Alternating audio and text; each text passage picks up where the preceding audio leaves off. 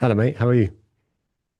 Good, good. Yeah, as you're saying, like I'm off today, so I'm trying to catch up on jiu-jitsu, and I'll get to the gym then afterwards. So I'll get the Monday session in, and then home, and the wife has a list of chores for me to do, and yeah, she'll be all right. Sounds familiar. Yeah.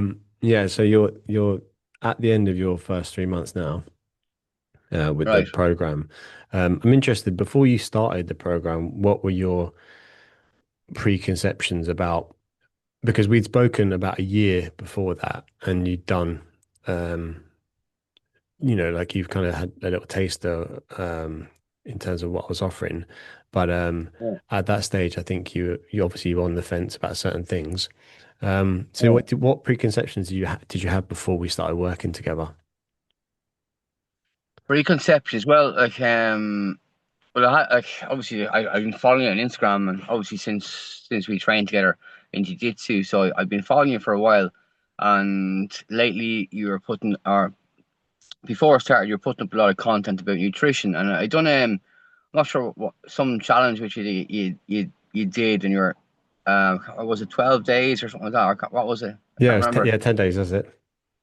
10 days. And I was doing that, and again, I had a lot of misconceptions when it came to nutrition.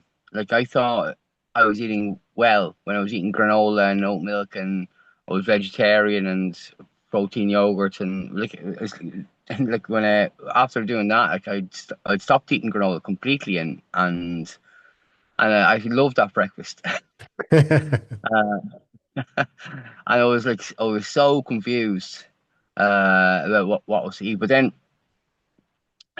you were putting up a lot of other content on your Instagram about nutrition and about like what a person should be eating, and then there was looking at the things that you had available, and it was mainly nutrition was what I needed help with. I mean, I knew I could if I get the time, if I knew I could find gaps in my day, I could train, and I've never had any problem training, but nutrition was always the biggest thing for me.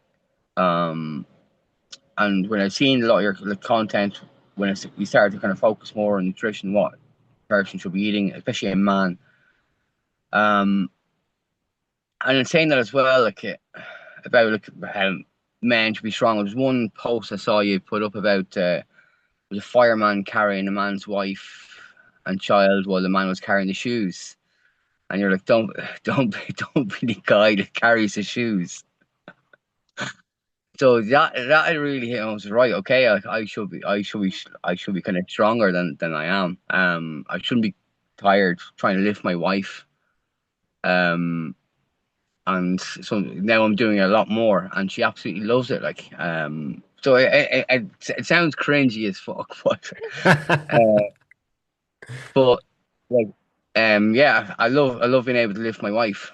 And I always was able to do it, but it was always kind of getting tired, and it was kind of bugging me. And okay, I knew I had to make a lot of changes, find time in the day, even though my day was very long.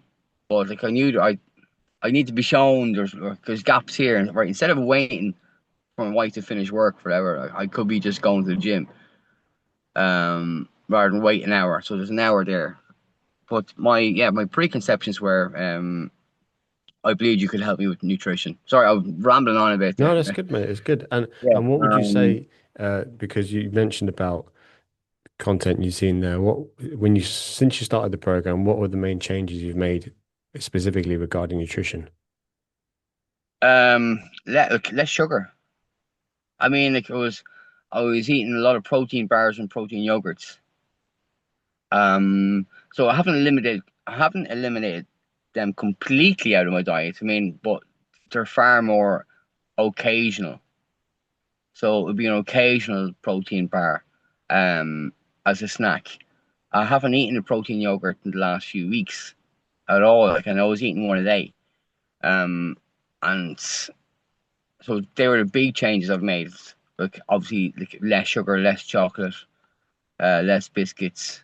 Um, so yeah, the sugar was a big thing for me, and eating whole foods. I went from vegetarian to omnivore once again, and focused a lot on whole foods and eating as clean as I could. That was the biggest change, eating as clean as I could and going from vegetarian to omnivore. And eating fish, which I'd never done. I used to actually hate eating fish because every Ash Wednesday and every Good Friday in Irish Catholic households, there would be haddock waiting for you, and the fucking smell of it. It's a okay, I'm just fine with potatoes and carrots today, mom. Yeah, I remember that too. But yeah, so like I started eating like fish again, like a good salmon, and you were telling me like the places where to get like what to eat. Like even something simple like Brazil nuts, which I've never eaten nuts. I've started eating a couple, two or three a day after your post about Brazil nuts, and the it gives you was it testosterone? Testosterone. So It was high in zinc, which then helps with testosterone production. yeah. Yeah. So So I've basically, yeah. started so major changes to my nutrition. I mean, like major changes. And I always thought I wasn't eating too bad, but like when I realized the changes I had to make, which was a lot of sugar in my diet. So And with those changes, what would you say has been, because there's a lot of metrics, there's a lot of things to measure. What would you say have been the most important changes that you've seen in terms of like the data and tangible changes? um, I guess the changes I've seen, obviously in my upper body, especially with the gym and that, like, I feel stronger. Um, um, I feel I can. I don't know how to say this. Being recorded. A lot of more energy. Libido, Libido. which I Yeah, believe libido. just means like energy for life or something in Latin. So we're not being Yeah. crude. So it's not just with the misses, but like in working out, I feel like uh, when I'm dropping a group off at Cliff and Moher, for example, I have an hour and a half. Mm, And whereas before I just wouldn't have the energy to do anything, I just sit in the bus, and I'm now going for a walk, for about 3 kilometers, 3 kilometer walk up along the cliffs, up and back a couple of times, and then back onto the bus, yep. and I still feel like I have lots of energy. So I've been walking a lot more thanks to the changes I made in my nutrition. Yep. But also weight And wise as well, what have you gone from to is in the last 3 months? I started off 93. I'm now 84. Yeah. A kilo and that kilograms in 3 months So is very yeah, so I've gone at the very beginning. It was 93 kilos. I think it was 92.9 or 93.1. I can't remember what exactly it was. mhm. It was either one point one either side, and then I'm just over 84. Like yesterday, I was just over 84 Yeah. kilos. And all, Weight, so nine more nice 9 kilos in the 9 weeks. So yeah, or sorry, 12 weeks. Sorry. So yeah, I'm very happy with that. what would you say, because I want to be fair and realistic with this, what would you say has been the biggest challenges or like maybe even drawbacks, like sacrifices that you've found like difficult? Okay, biggest drawbacks or biggest challenges. Yeah. Um, I'd say yeah, I would have been in nutrition. I mean, like I was very. I did have a lot of fear, which I've spoken to you about, going from vegetarian to omnivore once again because Mhm. of issues I had before. Yeah. When and I ended up in, in hospital. Yeah. And my mates give me stick about it, saying you were almost killed by a steak. Uh,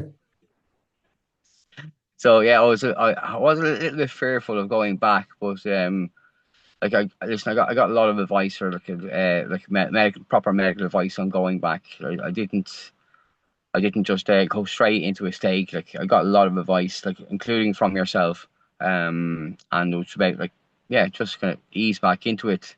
So smaller portions and more lean white meat or fish, and then built up to whatever. And this is probably the biggest challenge for me. And getting over once I got over that hurdle, and was able to start kind of progressing and eating more meat. and now probably the majority of my protein will come from meat. Yeah. Um, yeah, and even when it came to kind of little snacks like protein snacks, protein bars, and protein yogurts, um, only the protein yogurts I dropped recently. Mm. The last 3 weeks. Obviously a lot of sugar. Yeah, I was only eating one a day. But still, like I felt like I needed to kind of have more like whole food protein. Like I was barely on the line with like 80% whole foods as part of the challenge. So if I eliminate that, then I kind of have more kind of room. So I'm up to 90 now That's brilliant. for whole Yeah, food. So yeah, but I think what you said there about nutrition to kind of put a pin in it and wrap things up is although I personally well I was gonna say I enjoy training now. I used to hate it, but I do also enjoy food. I just don't cook in our house that much. So but I'd enjoy eating the food. But I think nutrition is the biggest one that because a lot of lads you do jiu-jitsu already, so you kind of you're a physical person. The training side of it is probably not the biggest challenge, but the food side can be, and it's simply because it's very can be very misleading. But the shift you made from vegetarian to omnivore is really difficult. Not I don't mean practically, but mentally in terms of it like an ideology because I was a vegan and then I was a vegetarian and then I went back into eating meat but I went back into like to really level with you here and anyone else who's listening I went into almost like carnivore because I'm kind of a person of extremes and that gave me like chronic diarrhea and I was like, what's wrong here? I'm eating healthy. I mean, it's carnivore diet. But the problem was maybe a little bit like yourself. I was eating too much fat. My body couldn't handle it. And what you have then is called fat malabsorption, where the body just gets rid of it because there's too much fat. So really, the secret is, and it's not very exciting, is to eat, as you said, 80 to 90% whole foods. Make sure every meal has protein in it with some vegetables. And that's really it. Like any other kind of ideology in terms of food, which can be a bit like politics, is really just to, well, there's the various reasons why people choose these diets. Some, and a lot of it is for the goodness of their heart because they care about, living beings and stuff. Um, and the carnivore thing, I think, is just, I don't know, it's a bit of a, it gets your attention, doesn't it? Because it's not yeah, very exciting to say to someone, really, all you have to do is go to the gym 3 times a week. It has to be quite intense. Make sure you walk enough and eat mostly whole foods. That's kind of it. yeah. So yeah. And lastly, if you say like you w were looking back at this and you were to start this again, is anything you would have done differently? I probably would have, I don't know, dropped the like limit sugar earlier. Like protein bars and protein yogurts instead of like the like when I go with a group of people to one of those plazas, I have a €12 voucher, and you pick up two of those protein bars here for €5, and again, so it's not going to cost. It doesn't cost me anything because I get €12 to spend there every time I go there. So like it was just so easy, and I was going there so often. Um, so yeah, so I wish I had dropped that quicker, dropped that habit quicker. And same with the protein yogurts. I was eating one a day. So even though they contain protein, but they contain a lot of sugar as well. And chocolate bar is a chocolate bar. Yeah, that's it. If it looks like a chocolate bar, Yeah, tastes like a chocolate bar, chocolate it's a bar. chocolate bar. It's a chocolate bar. But yeah, Yeah, when you say cutting down on sugar, sometimes we think like sugar as in granulated sugar from, yeah, the white stuff, but yeah. there's protein bars, there's so much sugar in them. And yeah, so that's a massive one. And it's yeah, I think that was brilliant, Colin. Thank you, mate. I really appreciate that. I'll Um, I'll stop the recording there. How do I do this?